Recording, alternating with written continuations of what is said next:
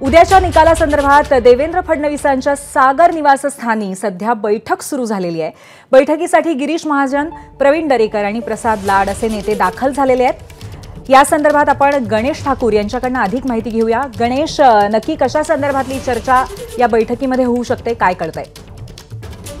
पूर्वी जसं महाविकास आघाडीमध्ये नेते आपल्या आपल्या पदाधिकाऱ्यांशी किंवा एकमेकांशी बोलतायत, तसंच महायुतीमध्ये सध्या तरी तिन्ही पक्ष म्हणजे अजित पवार, देवेंद्र फडणवीस किंवा एकनाथ शिंदे एकमेकांशी असं सार्वजनिकरित्या किंवा मीडियासमोर अशा काही बैठका करत नाहीयेत। निश्चित तेही बोलत असतीलच, त्यांना स्ट्रॅटेजी असतीलच, पण देवेंद्र फडणवीस यांनी काही नेत्यांना त्यांच्या ते घरी आलेले आहेत।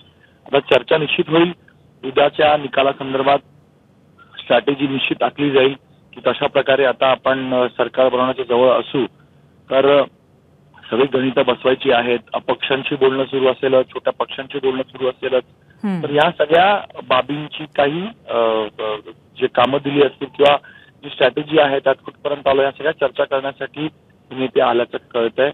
उद्याचा दिवस महत्वाचा आहे। जसा दुपारपर्यंत निकाल स्पष्ट होईल, कल स्पष्ट होईल, त्यानंतरपासूनच छोट्या पक्षांची आणि अपक्षांची जर गरज पडली तर त्यांनाही टॅप करण्याचा प्रयत्न महाविकास आघाडी महायुती करताय, महायुतीमध्ये नेते करतायत। याबद्दल चर्चा होऊ शकते असं वाटतं।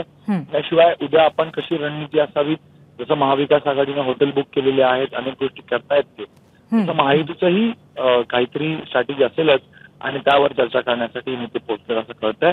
आणि बघूया की आज संध्याकाळी जसं महाविकास आघाडीचे नेते भेटतायत तर महायुतीचे नेते भेटतात का, चर्चा करतात का, काही बैठक होते का?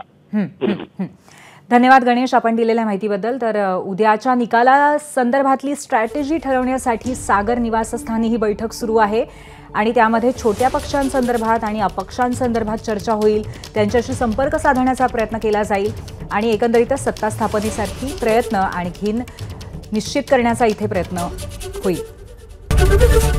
एबीपी माझा, उघडा डोळे बघा नीट।